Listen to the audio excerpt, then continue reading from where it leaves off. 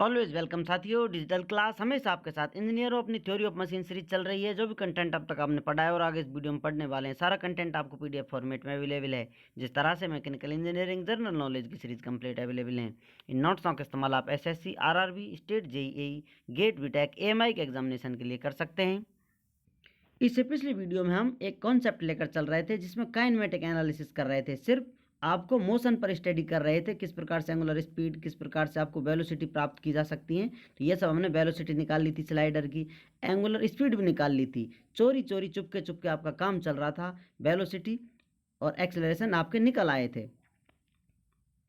लेकिन यदि अब आपको देखने को मिले फोर्स भी एक्शन में आ गए हैं, उन्हें आप इग्नोर नहीं कर सकते। उनकी भी अपनी एक सेल्फ रेस्पेक्ट होती है, वो भी दुनिया को हिला देते हैं। तो आप उन्हें किस प्रकार इग्नोर कर सकते हैं। चलिए अब उनकी तरफ ध्यान देते हुए स्टडी करते हैं। Dynamic analysis of single slider crank mechanism पर आते हैं।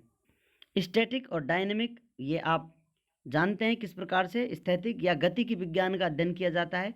तो पहले एनवायरनमेंट क्रिएट कर लेते हैं आपको बातें समझाने के लिए। जैसा कि आपका सिंगल स्लाइडर क्रैंक मैकेनिज्म लगा हुआ हो, इस प्रकार वर्टिकल पोजीशन में लगा हो सकता है, हॉरिजॉन्टल पोजीशन में लगा हो सकता है। वर्टिकल पोजीशन में लगा हुआ है तो इसमें कुछ इसका वेट भी होगा, जो पिस्टन है जो नीचे की तरफ एक्ट करेगा, और ऊपर की तरफ जाएगा तो अपोजिट डायरेक्शन में काम करेगा, नीचे सपोर्ट करेगा या फिर ऊपर की तरफ सपोर्ट करेगा। और जैसा फ्रिक्शन है, चाहे आप ऊपर की तरफ जाएं या फिर नीचे की तरफ आएं, फ्रिक्शन आपको अपोजिट डायरेक्शन में देखने को मिलेगा, क्योंकि फ्रिक्शन का काम ही है मोशन को रोकना। तो यहाँ पर इन सारी चीज़ों की स्टडी हम करने वाले हैं। यहाँ पर आपको जो फोर्स लग रहा है, गैसों के द्वारा फोर्स लगेगा, यहाँ बर्निंग कराएंगे आप, फ्यूल व्यूल जलेगा, पावर देगा नीचे की तरफ।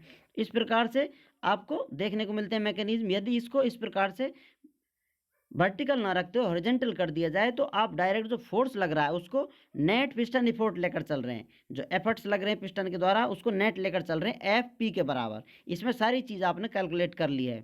जैसा कि आपने देख लिया है वेट वेट फ्रिक्शन फ्रिक्शन किस प्रकार से काम कर रहे हैं। तो डायरेक्ट आपको कहीं कहीं क्वेश्चनों में मिलता है या ज़्यादातर मिलता है, नेट पिस्टन एफर्ट्स दे दिया होता है। इस प्रकार से फोर्स लगा हुआ है पिस्टन पर, यह किस प्रकार से ट्रांसफर करेगा फोर्स को, क्रैंक पर आएगा, किस प्रकार से इसमें कंपोनेंट क्या क्या काम कर रहे होंगे, किस प्रकार से ये बियरिंग को दबा रहा होगा, किस प्रकार से टॉर्क जनरेट कर रहा होगा।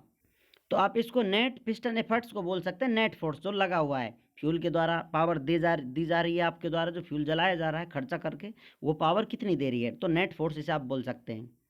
तो चलिए साथियों, फोर्सों को लेकर आते हैं पिक्चर में। जैसा कि ये आपको स्लाइडर मोशन कर रहा है। अब स्लाइडर पर किसी क्षण आप स्टडी करना चाहते हैं, आपने इसके तान वान उखेड़ दिए, बिखेर दिए। अब आपको लूसी मूवी की तरह एक एक चीज़ जो आप देखना चाहें नज़र आ रही है। तो आपको यहाँ पर फोर्स नज़र आ रहे हैं। किस प्रकार से फोर्स देख सकते हैं, इक्विलिब्रियम कंडीशन हो तो यहाँ पर कनेक्टिंग रोड पर फोर्स लग रहे होंगे, तो कनेक्टिंग रोड की तरफ से या ऊपर की तरफ फोर्स लग रहा होगा, और कनेक्टिंग रोड की तरफ से नीचे की तरफ फोर्स लग रहा होगा। तो इस प्रकार से कनेक्टिंग रोड वाले फोर्स ऊपर की तरफ और नीचे की तरफ, इक्विलिब्रियम में इतना इधर इतना इधर कह सकते हैं आप, एक्शन रिएक्शन बना हुआ होगा। दूसरा फोर्स पिस्टन ऊपर नीचे सिलेंडर में फंसा हुआ है, तो ऊपर नीचे फोर्स दे रहा होगा, और इधर से फोर्स लग ही रहा है, इधर लग रहा है तो इतना अपोजिट डायरेक्शन में इधर फोर्स लग रहा होगा। तो इस प्रकार कह सकते हैं ये फोर्स लग रहा है, कनेक्टिंग रोड की तरफ लग रहा है, ये पिस्टन का फोर्स लग रहा है, और ये नॉर्मल लग रहा है, एक्सिस के सापेक्ष आप कह सकते हैं नॉर्मल फोर्स लग रहा है। इस प्रकार से फोर्स जाएंगे, ट्रांसफर होते हुए आएंगे। तो यहाँ पर हमने देख लिया है इस सन यहाँ इस कंडीशन में किस प्रकार से फोर्स इस पर काम कर रहे होंगे। यहाँ पर एंगल बीटा बना हुआ है, यहाँ पर एंगल थीटा बना हुआ है, जैसा आपको पिछली वीडियोज में बता दिया था किस प्रकार से ये सब फॉर्मेट सेट किया हुआ है। अब इसमें से हम चाहें तो इनको इस प्रकार से अरेंज कर सकते हैं। इसमें से ये मैग्नीट्यूड ले लेंगे कितना फोर्स लग रहा है, दूसरा आपके पास ये मैग्नीट्यूड है ऊपर या नीचे वाला, या फिर ये मैग्नीट्यूड है। इन तीनों को अरेंज करेंगे तो आप एक क्लोज लूप बना सकते हैं जो एक दूसरे को टच करेंगे। यहाँ पर ये फोर्स है एफ सी, और ये फोर्स है आपका एफ पी, और ऊपर नॉर्मल नॉर्मल फोर्स लग रहा है सिलेंडर की वाल पर, वो एफ एन के बराबर है। तो यहाँ पर close looped form in equilibrium, close looped form in equilibrium condition, close loop बन गया तो आपके ट्रायंगल बन गया। अब ट्रायंगल को किस प्रकार आप सिंपल तरीके से सॉल्व कर सकते हैं, ट्रिग्नोमेट्री है सिंपल, तो वही सब यहाँ पर आपको देखना है। तो यहाँ पर आप बोल सकते हैं जो एफ सी है ये और एफ पी, इनमें रिलेशन आप इस्टेब्लिश करना चाहें तो आप कह सकते हैं एफ सी का ये हॉरिजेंटल कंपोनेंट, ये वर्टिकल कंपोनेंट है, तो आप एफ सी कॉस बीटा किसके बराबर लिख सकते हैं, एफ पी के बराबर लिख सकते हैं, क्योंकि इनके मध्य में बीटा एंगल बना हुआ है। तो ये एफ सी का ही कंपोनेंट है, F C cos beta is equal to F P के बराबर है। अब इससे आप एफ सी की वैल्यू निकाल सकते हैं। F C equal to F P divided by cos beta, जो फोर्स अलोंग कनेक्टिंग रोड, जो कनेक्टिंग रोड के सापेक्ष इसके साथ साथ फोर्स लग रहा है। कनेक्टिंग रोड की दिशा में ऊपर की तरफ या नीचे की तरफ कनेक्टिंग रोड के अलोंग फोर्स लग रहा है। जैसा आपको बताया था, फोर्स एक्शन रिएक्शन होते हैं, दोनों तरफ आप इक्विलिब्रियम कंडीशन में देख रहे हैं तो इधर फोर्स लग रहा होगा, इतना ही इधर की तरफ लग रहा होगा। अब दूसरा रिलेशन हम स्टेब्लिश कर सकते हैं उस ट्राइंगल से, F N divided by F P tan beta के बराबर होता है। जैसा कि ये ट्राइंगल आप देख रहे हैं, इस ट्राइंगल में एफ एन और एफ पी का रेशियो आप निकालना चाहें टेन में तो किस प्रकार निकाल सकते हैं, लंब बटे आधार, तो यहाँ पर टेन बीटा, ये रिलेशन आप देख सकते हैं। तो इससे आप F N equal to F P tan beta लिख सकते हैं, जो नॉर्मल थ्रस्ट टू सिलेंडर बाल, जो कि सिलेंडर बाल पर थ्रस्ट लग रहा होगा।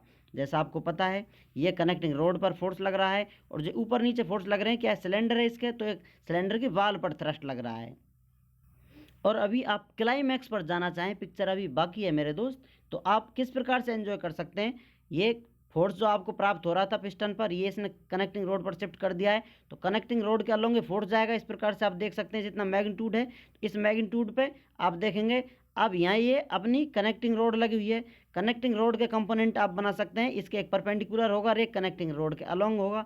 तो इसमें यहाँ पर कितना एंगल बन रहा होगा, जैसा सिंपल हम जानते हैं, इस प्रकार से पैरेलल लाइन हो, कोई लाइन कट करे, जो ये एंगल होगा ये एंगल सेम होगा, एक्सटर्नल एंगल ये एंगल सेम होगा। तो यहाँ पर जो आपको नज़र आ रहा है ये एंगल थीटा है, तो इसके जो इस प्रकार पैरेलल लाइन होगी तो वो एंगल भी थीटा होगा। लेकिन अब इस पैरेलल लाइन जो ये इस प्रकार से लाइन जा रही है, एक्स डायरेक्शन में जा रही है, एक्स एक्सिस पर, इसके ऊपर जितना एंगल है उतना ही एंगल यहाँ पर ऊपर बना हुआ है। तो एंगल कितना बना हुआ है, बीटा, तो थीटा प्लस बीटा एंगल आपको यहाँ पर देखने को मिलेगा। फिर से आप एक बार देखें, मेरे साथ भारत माता की जय बोलें और अपने कदम बढ़ाएं। यहाँ एंगल बन रहा है थीटा, तो इस प्रकार यदि पैरेलल लाइन होगी या पैरेलल एक्सिस या एक्स एक्सिस के सापेक्ष कितना एंगल बनेगा, यहाँ पर थीटा एंगल बनेगा। अब यहाँ पर ये भी पैरेलल एक्सिस है, ये भी पैरेलल एक्सिस नजर आ रही है आपको ऊपर, तो यहाँ पर ये एंगल बना हुआ है, सेम एंगल यहाँ पर बनता हुआ नजर आएगा आपको। ये एंगल कितना है, ये एंगल है बीटा, और ये नीचे वाला एंगल कितना है, थीटा। तो ये टोटल एंगल कितना होगा, थीटा प्लस बीटा के बराबर होगा। तो इसलिए आप लिख सकते हैं जो एफ सी फोर्स लग रहा था वो एंगल कितना बना रहा है, यहाँ से एंगल बना रहा है थीटा प्लस बीटा के बराबर। अब इसके कंपोनेंट ये देखा जाए, ऊपर की तरफ आपको देखने को मिलेगा ये वर्टिकल कंपोनेंट है, नीचे की तरफ इसका हॉरिजॉन्टल कंपोनेंट है। अब एफ सी फोर्स है, ये हॉरिजॉन्टल कंपोनेंट है, तो F C sine theta plus beta के बराबर होगा, और नीचे की तरफ F C cos theta plus beta के बराबर होगा। अब चाहें तो डायरेक्ट इन्हें आप रेडियल थ्रस्ट बोल सकते हैं, एफ आर इसे लिख सकते हैं, इसे आप टॉर्क थ्रस्ट बोल सकते हैं, जिसे एफ टी लिख सकते हैं। चाहे तो आप इस फॉर्मेट में लिख दें, कंपोनेंट फॉर्मेट में, या फिर नामकरण से radial thrust on connecting bearing, क्योंकि यहाँ पर जो कनेक्टिंग रोड है, क्रैंक है, उसके बियरिंग पर नीचे की तरफ थ्रस्ट लग रहा है, इससे आपको टॉर्क मिल रहा है जो उसको रोटेशन कराएगा। क्योंकि कोई एक्सिस किसी पॉइंट के सापेक्ष उसको रोटेशन होता है तो उसके जो आप टेंजेंट लेते हैं वो टॉर्क देता है, तो यहाँ पर ये टॉर्क वाला थ्रस्ट है। और हम जानते हैं टॉर्क या टर्निंग मोमेंट किसके बराबर होता है, एफ टी इंटू रेडियस। जहाँ आप किसी पॉइंट पर फोर्स लगा रहे हैं तो जितनी रेडियस है और जितना मैग्नीट्यूड का फोर्स लग रहा है उसको आप मल्टीप्लाई कर देंगे, टॉर्क प्राप्त हो जाता है। तो यहाँ ये फोर्स लग रहा है और रेडियस कितनी है, क्रैंक की आर के बराबर है, तो यहाँ पर F T R turning moment या टॉर्क प्राप्त हो जाता है। इस प्रकार से यदि आपके सारे कॉन्सेप्ट क्लियर हैं तो आप किसी भी क्वेश्चन का आंसर बड़ी बारीकी से पूछने वाले को अपने ही अंदाज में बिल्कुल बारीकी से समझा सकते हैं कि आपकी बारीकी में कितनी बारीकी और बाकी है। उम्मीद करते हैं विद्वानों, वीडियो में दी गई अब तक की जानकारी आपको अच्छे से समझ में आई होगी। अभी भी आपका कोई कन्फ्यूजन है तो आप हमसे कमेंट कर पूछ सकते हैं। साथियों, आप चाहें तो कॉन्टैक्ट कर सकते हैं, कॉन्टैक्ट लिंक आपको वीडियो डिस्क्रिप्शन में मिल जाएगा। वीडियो को अंत तक देखने के लिए, चैनल को सपोर्ट करने के लिए आपका दिल की गहराइयों से बहुत बहुत धन्यवाद। मिलते हैं नेक्स्ट वीडियो में। जय हिंद, वंदे मातरम।